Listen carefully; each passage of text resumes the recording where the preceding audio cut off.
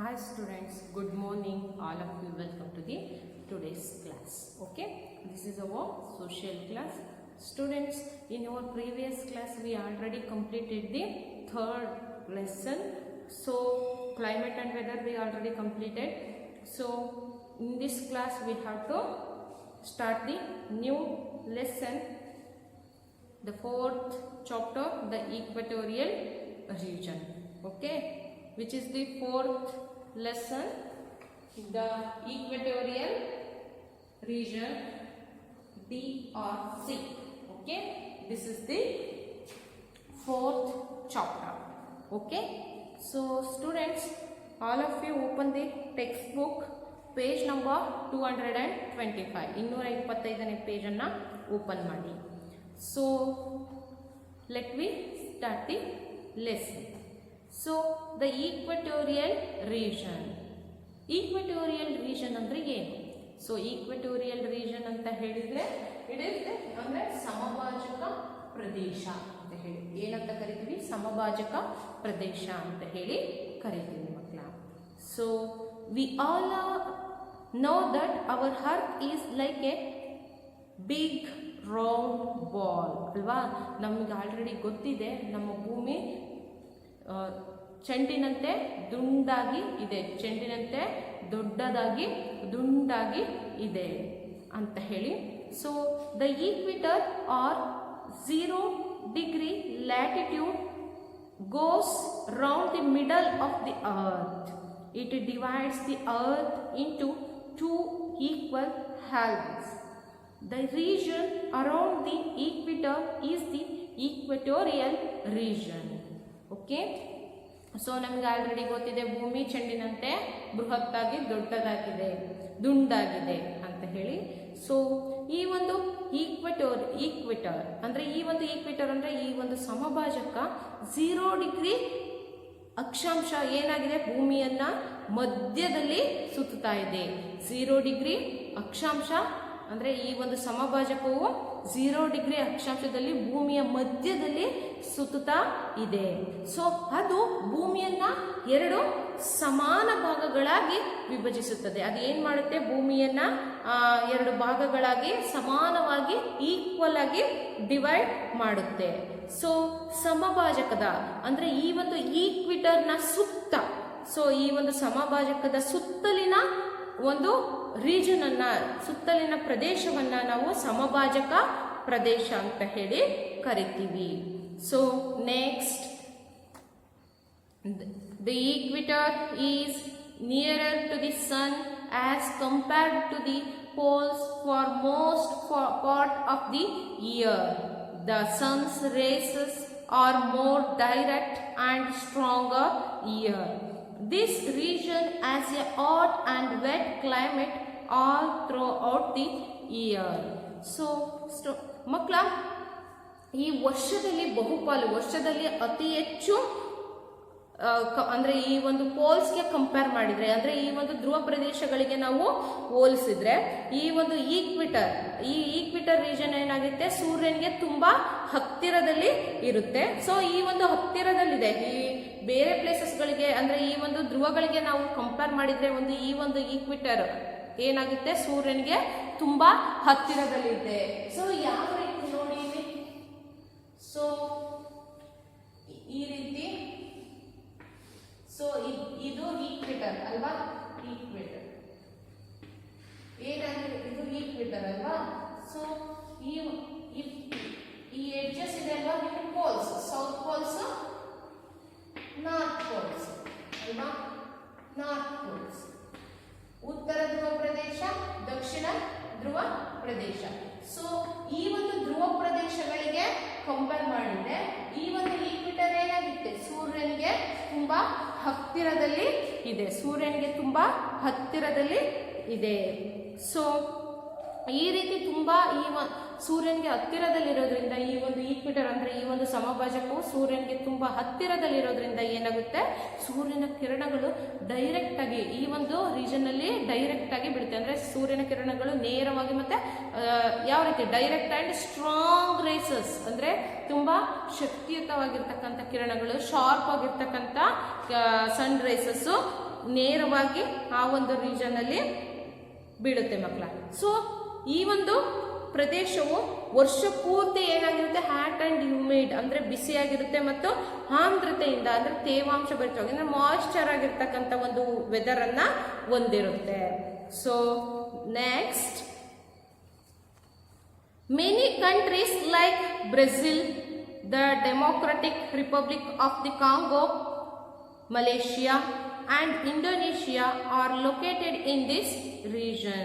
So ಮಕ್ಕಳ, ಈ many countries like ಅಂದ್ರೆ ಈ ಹಲವಾರು ದೇಶಗಳು ಅಂದ್ರೆ ಯಾವ್ಯಾವುದು, ಈ ಬ್ರೆಜಿಲ್ ಕಂಟ್ರಿ ಮತ್ತೆ ಈ ಒಂದು Congo means Zaire country and Malaysia country and Indonesia country are located in this region.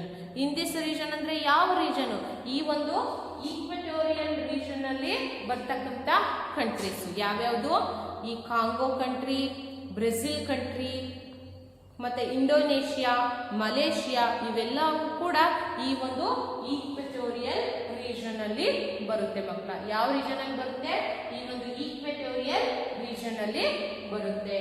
So in the equatorial region,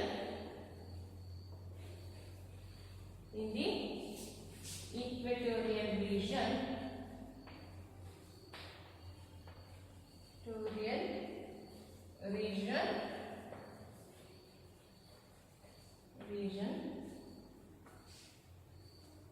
the countries like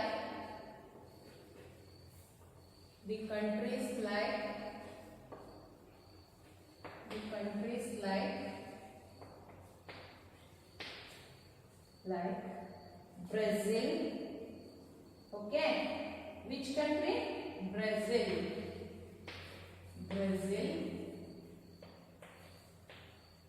next Congo, Brazil, Congo, and which country, Malaysia,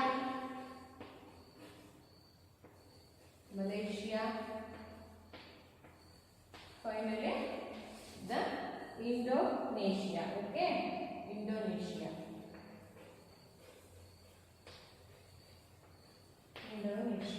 okay. So Indonesia are located in this equatorial region, okay. ಈ ಒಂದು equatorial region ಅಲ್ಲಿ ಈ ಒಂದು Brazil country, Congo country, Malaysia and Indonesia are located in this equatorial region. ಗೊತ್ತಾಯ್ತಲ್ವಾ? So next,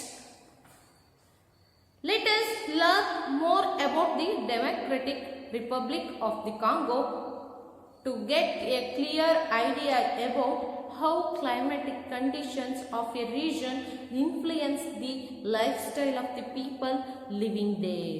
So now let us learn more about the, ನಾವು ಅತಿ ಹೆಚ್ಚು ತಿಳ್ಕೊಳ್ಳೋಣ ಯಾವುದರ ಬಗ್ಗೆ, democratic republic of the Congo, ಈ ಒಂದು ಪ್ರಜಾಸತ್ತಾತ್ಮಕ ಗಣರಾಜ್ಯ ಕಾಂಗೋ ಬಗ್ಗೆ, to get a clear idea about how climatic conditions of a region influence the lifestyle of the people living there. ಈ ಒಂದು ಪ್ರದೇಶ, ಈ ಪ್ರಜಾಸತ್ತಾತ್ಮಕ ಗಣರಾಜ್ಯ ಕಾಂಗೋ, ಸೊ ಈ ಒಂದು ಪ್ರದೇಶದಲ್ಲಿ ವಾಸ ಮಾಡ್ತಕ್ಕಂಥ ಜನರ ಒಂದು ಲೈಫ್ ಸ್ಟೈಲ್ ಮೇಲೆ, ಅಲ್ಲಿರ್ತಕ್ಕಂಥ ಒಂದು ಕ್ಲೈಮೇಟ್ ಕಂಡೀಷನ್ಸು, ಅಲ್ಲಿರ್ತಕ್ಕಂಥ ಒಂದು ವಾತಾವರಣ ಯಾವ ರೀತಿ ಪ್ರಭಾವವನ್ನು ಬೀರುತ್ತೆ ಅನ್ನೋದರ ಬಗ್ಗೆ ನಾವು ಹೆಚ್ಚು ತಿಳ್ಕೊಳ್ಳೋಣ ಮಕ್ಕಳ. So next, location and land, okay, next location and land,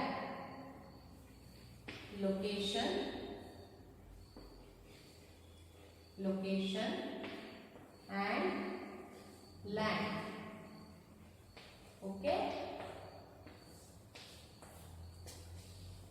So students, the Democratic Republic of the Congo is a hot and rainy country in the heart of Africa. The equator passes through the northern part of the country and ends 1/3 of it is in the northern hemisphere and 2/3 lies in the southern hemisphere. So ಏನಪ್ಪ ಈ ರೀತಿ ಹೇಳಿದ್ರೆ ಅಂತ ಹೇಳಿದ್ರೆ, so ಈ ಒಂದು Congo democratic region ಅಂದ್ರೆ ಈ ಒಂದು ಕಾಂಗೋ ಪ್ರಜಾಪ್ರಭುತ್ವ ಗಣರಾಜ್ಯ ಆಫ್ರಿಕಾದ ಹೃದಯ ಭಾಗದಲ್ಲಿದೆ. ಈ ಪ್ರಜಾಸತ್ತಾತ್ಮಕ ಗಣರಾಜ್ಯ ಕಾಂಗೋ ಅಂತಕ್ಕಂಥದ್ದು ಆಫ್ರಿಕಾದ ಹೃದಯ ಭಾಗದಲ್ಲಿದೆ, ಅಂದ್ರೆ ಪ್ರಮುಖ ಭಾಗದಲ್ಲಿದೆ. ಸೊ ಈ ಒಂದು ಪ್ರದೇಶದಲ್ಲಿ ಅಲ್ಲಿರ್ತಕ್ಕಂಥ ಒಂದು ಕ್ಲೈಮೇಟ್ ಯಾವ ರೀತಿ ಇರುತ್ತೆ, ಹಾಟ್ ಅಂಡ್ ಹ್ಯೂಮಿಡ್, ಯಾವಾಗಲೂ ಈ ತುಂಬಾ ಬಿಸಿಯಾಗಿ ಕೂಡ ಅಲ್ಲ, ತುಂಬಾ ತೇವಾಂಶ ಭರಿತವಾಗಿ ಕೂಡ ಅಲ್ಲ. ಸೊ ಹಾಟ್ ಅಂಡ್ ಹ್ಯೂಮಿಡ್ ಆಗಿರ್ತಕ್ಕಂಥ ಒಂದು ವಾತಾವರಣವನ್ನ ಹೊಂದಿರತಕ್ಕಂಥ ದೇಶ ಆಗಿದೆ. ಸೊ ಅದೇ ರೀತಿ ಈ ಒಂದು ಸಮಭಾಜಕವು ಅಂದ್ರೆ ಈ ಒಂದು ಈಕ್ವಿಟರ್ ನ ದೇಶದ ಉತ್ತರ ಭಾಗದ ಮೂಲಕ, ಸೊ ಈ ಒಂದು ಈಕ್ವಿಟರ್ ಈ ಒಂದು ಸಮಭಾಜಕ ಅಂತಕ್ಕಂಥದ್ದು ಏನಾಗಿದೆ, ದೇಶದ ಉತ್ತರ ಭಾಗದ ಮೂಲಕ ಏನಾಗಿದೆ, ಸೊ ನಾರ್ತ್ರನ್ ಒಂದು ಡೈರೆಕ್ಷನ್ ಅಲ್ಲಿ ಪಾಸ್ ಆಗಿ ಹೋಗುತ್ತೆ. ಅಂದ್ರೆ ದೇಶದ ಸಮಭಾಜಕದ ಉತ್ತರ ಭಾಗದ ಮೂಲಕ ಅದು ಹೋಗುತ್ತೆ ಈ ಒಂದು ಈಕ್ವಿಟರ್. ಸೊ ಆದ್ರಿಂದ ಅದರ ಮೂರನೆಯ ಒಂದು ಭಾಗವು ಉತ್ತರ ಗೋಳಾರ್ಧದಲ್ಲಿದೆ. ಸೊ ಮೂರನೆಯ ಒಂದು ಭಾಗ ಉತ್ತರ ಗೋಳಾರ್ಧದಲ್ಲಿದೆ. ಸೊ ಅದೇ ರೀತಿ ದಕ್ಷಿಣ ಗೋಳಾರ್ಧದಲ್ಲಿ ಮೂರರಷ್ಟಿದೆ. ಓಕೆ, 2ರಿಂದ ಅಥವಾ 2ನೇ 3ರಷ್ಟಿದೆ. ಗೊತ್ತಾಯ್ತಲ್ವಾ ಮಕ್ಕಳ? So next, the country has the Central African Republic and Sudan on the north, Uganda, Rwanda and Burundi on the east, Zambia and Angola on the south, the Republic of the Congo on the west and is separated from Tanzania by Lake Tanganyika on the east.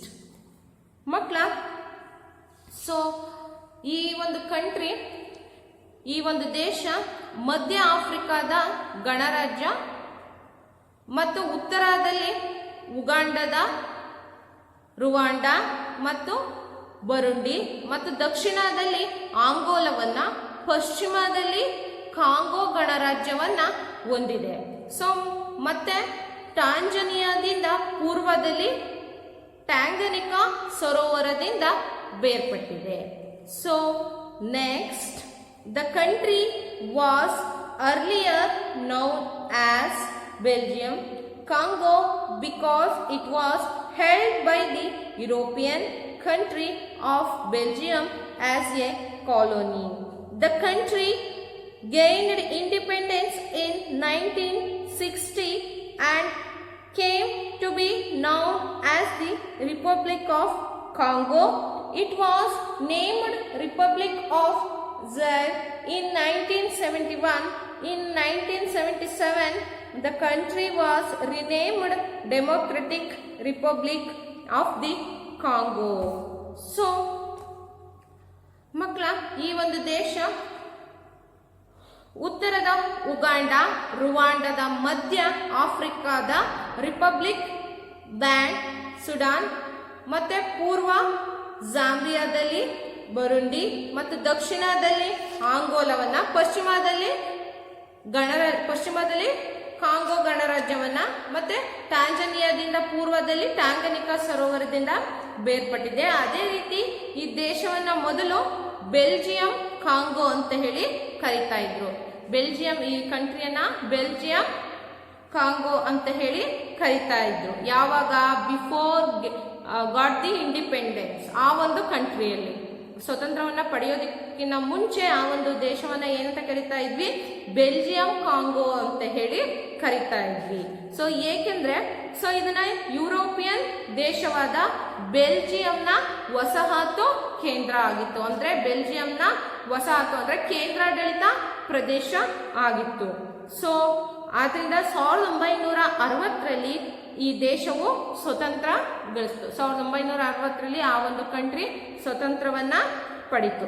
So ಮತ್ತೆ Congo ಗಣರಾಜ್ಯ ಎಂದು ಕರೆಯಲ್ಪಟ್ಟಿತು. 1960ರಲ್ಲಿ ಆ ಒಂದು ದೇಶ ಸ್ವತಂತ್ರವನ್ನ ಪಡೆದ ಮೇಲೆ Congo ಗಣರಾಜ್ಯ ಅಂತೇಳಿ ಕರೆಯಲ್ಪಟ್ಟಿತು.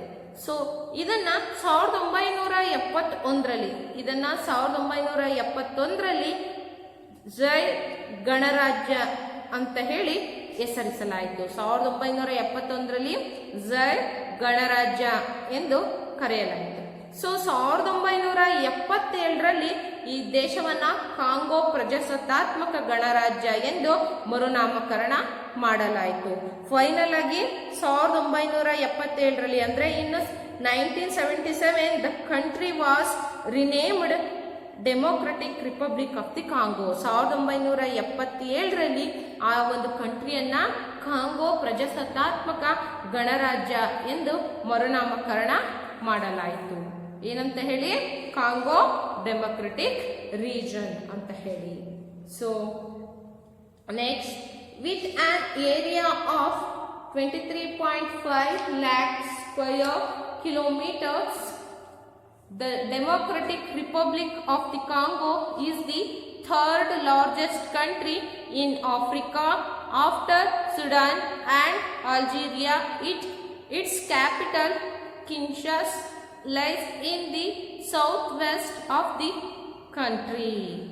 So, makla 23.5 lakh square kilometers ಅಂದ್ರೆ 23.5 ಲಕ್ಷ ಚದುರ ಕಿಲೋಮೀಟರ್ ವಿಸ್ತೀರ್ಣವನ್ನ ಹೊಂದಿರುವ ಪ್ರಜಾಸತ್ತಾತ್ಮಕ ಅಥವಾ ಪ್ರಜಾಪ್ರಭುತ್ವ ಗಣರಾಜ್ಯ ಸುಡಾನ್ ಮತ್ತು ಆಲ್ಜೀರಿಯಾದ ನಂತರ ಆಫ್ರಿಕಾದ ಮೂರನೇ ಅತಿ ದೊಡ್ಡ ದೇಶವಾಗಿದೆ. ಅಂದ್ರೆ ಈ ಆಲ್ಜೀರಿಯಾ, ಸುಡಾನ್ ಮತ್ತೆ ಆಲ್ಜೀರಿಯಾ ಆದ್ಮೇಲೆ ನೆಕ್ಸ್ಟ್ ಆಫ್ರಿಕಾದ ಮೂರನೇ ಆ ಒಂದು ಆಫ್ರಿಕಾ ಕಂಟ್ರಿಲಿ ಮೂರನೇ ಅತಿ ದೊಡ್ಡ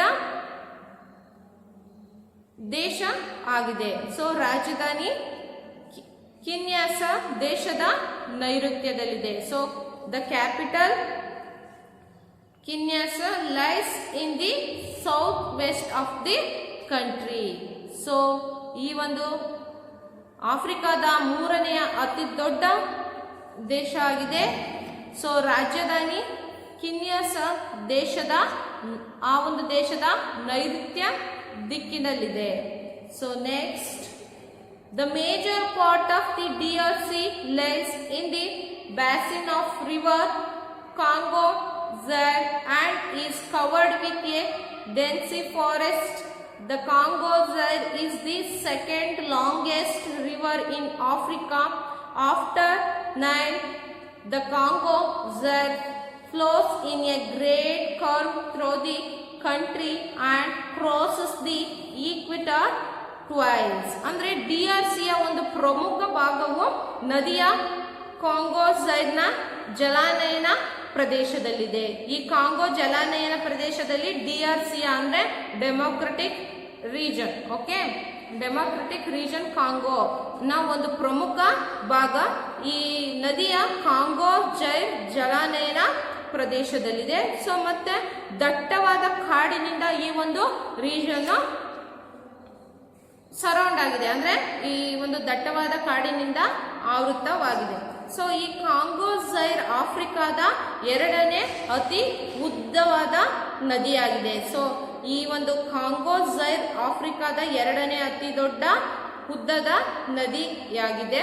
ಸೊ ಮತ್ತೆ ಈ ನೈಲ್ ನದಿ ನಂತರ ಕಾಂಗೋ ಝೈರ್ ದೇಶದ ಮೂಲಕ ದೊಡ್ಡ ಒಂದು ವಕ್ರರೇಖೆಯಲ್ಲಿ, ಈ ಒಂದು ಕರ್ವ್ ಅಂತ ಹೇಳಿದ್ವಲ್ಲ, ಸೊ ವಕ್ರರೇಖೆಯಲ್ಲಿ ಹರಿಯುತ್ತದೆ. ಸೊ ಮತ್ತೆ ಈ ಒಂದು ಸಮಭಾಜಕವನ್ನ ದಾಟುತ್ತದೆ. ಎರಡು ಬಾರಿ ಈ ಸಮಭಾಜಕವನ್ನ ಈ ಒಂದು ಈಕ್ವೆಟೋರಿಯಲ್ ರೀಜನ್ ಅನ್ನ ಪಾಸ್ ಆಗಿ ಹೋಗುತ್ತೆ. ಸೊ ಗೊತ್ತಾಯ್ತಲ್ವಾ? So this are all information related to the Democratic region of Congo. So it is also came in the equatorial region. Okay, so this after the Nile, the Congo Zaire, it is the very long river. Okay, it is the very long river. So it's also flows in a great curve through the country and crosses the equator twice. ಈ ಒಂದು equatorial region ಅನ್ನ, ಈ equatorial ಅನ್ನ ಅಂದ್ರೆ ಈಕ್ವಿಟರ್ ಅನ್ನ ಈ ಒಂದು ನದಿ ಏನ ಮಾಡುತ್ತೆ, ಈ ಝೈರ್ ಅಂತ ಕಾಂಗೋ ಝೈರ್ ಅಂತಕ್ಕಂಥ ರಿವರು 2 ಬಾರಿ ಆ ಒಂದು ಈಕ್ವಿಟರ್ ಈ ಅನ್ನ ದಾಟ್ಬಿಟ್ಟು ಪಾಸ್ ಆಗಿ ಮುಂದೆ ಹರಿತಾ ಹೋಗುತ್ತೆ ಮಕ್ಕಳ. So the remaining part of this lesson climate we will discussing in our next class. Thank you.